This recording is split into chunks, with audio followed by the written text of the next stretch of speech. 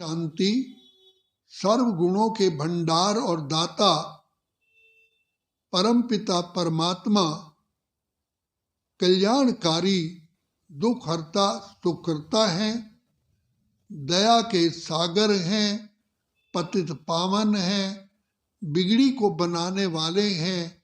वही मुक्तेश्वर पाप कटेश्वर सदगति दाता है।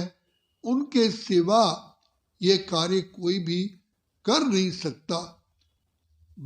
चाहे द्वापर युग से अनेक आत्माओं ने प्रयास किए कि हम संसार का कल्याण करें, संसार का चरित्र का उत्थान करें, इनको ऊंची स्थिति में ले जाएं, लेकिन सभी प्रयास करते करते भी सफल नहीं हुए।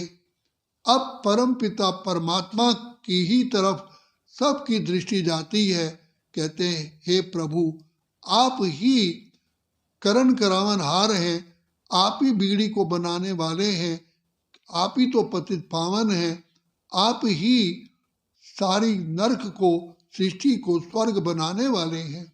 तो हमारी पुकार सुनकर के परम पिता परमात्मा जो दया के सागर है, प्रेम के सागर है, सुख के सागर है, वो इस कलयुगी पतित विकारी भ्रष्टाचारी दुनिया में अंत में आते हैं, जहाँ देव आत्माएं, पुण्य आत्माएं, धर्मात्माएं बिल्कुल ही तमो प्रधान राक्षस का रूप ग्रहण कर चुकी है। मानव का देव था, देव से मानव, मानव से दानव बन गया है।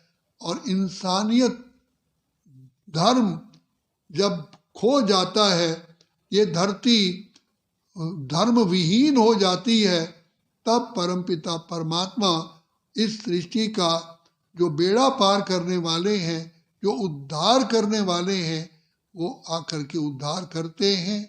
तो उनको भी ज्ञान देने के लिए, समझ देने के लिए एक मनुष्य तन की जरूरत पड़ती है, क्योंकि पिता परमात्मा जन्म मरण से न्यारे हैं, अजन्मा अकर्ता अभोक्ता हैं।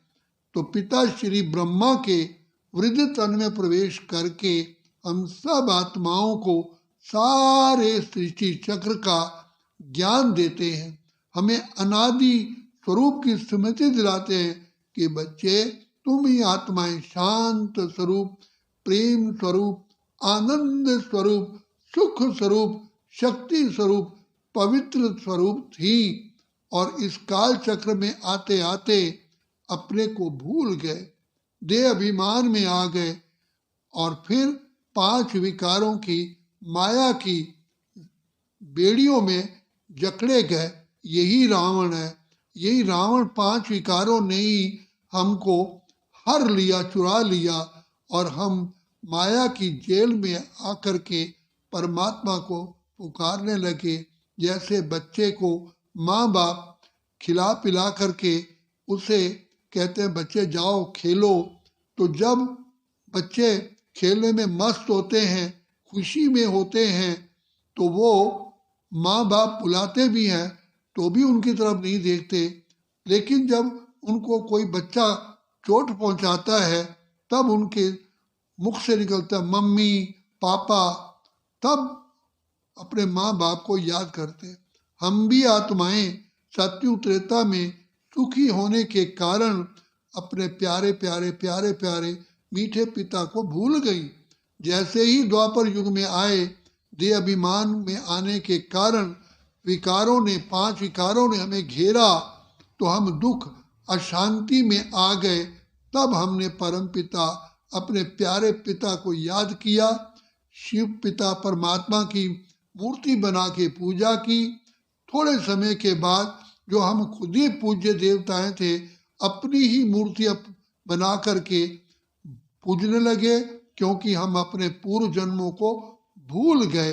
हम ही इतने महान आत्माएं थे। उसके पश्चात भक्ति में भी गिरावट आते आते देवी देवताओं की भक्ति, फिर उसके पश्चात अग्नि, वायु, जल, पृथ्वी, आकाश, पेड़, कंकर, पत्थर, सब की पूजा शुरू कर दी, और आत्माएं लास्ट में तमो प्रधान बन गई, जो सुंदर आत्मा थी, जिसमें इस सृष्टि नाटक की जो हीरो पाठधारी आत्मा है वो श्री कृष्ण है, जिसके गुण गाते हैं सर्वगुण संपन्न, 16 कला संपूर्ण, संपूर्ण निर्विकारी, संपूर्ण अहिंसक, मर्यादा पुरुषोत्तम, जो डबल ताजधारी थी, वो भी अंत में आकर के आत्मा काली हो जाती है। 5 विकारों ने उसे काला कर दिया, तो उसीलिए उसको श्याम सुंदर कहते हैं। तो पिता परमात्मा जो हमारे पिता है, रचता है, वो आकर के इस सृष्टि पर श्री कृष्ण की आत्मा जो हीरो पाठधारी थी, अंतिम जन्म में जब वो होती है, एक साधारण रूप होता है, उसके अंत के जन्म के भी अंत में वृद्ध अवस्था में 60 वर्ष की आयु में उसमें प्रवेश कर उसका नाम प्रजापिता ब्रह्मा रखते हैं, उसको दिव्य जन्म देते हैं, क्योंकि पिता परमात्मा ने उनको एक अलौकिक जन्म दिया। जो शूद्र बन गए थे उनको ब्राह्मण बना प्रजापिता ब्रह्मा के द्वारा, फिर सारे नई सृष्टि की स्थापना का कार्य करते हैं।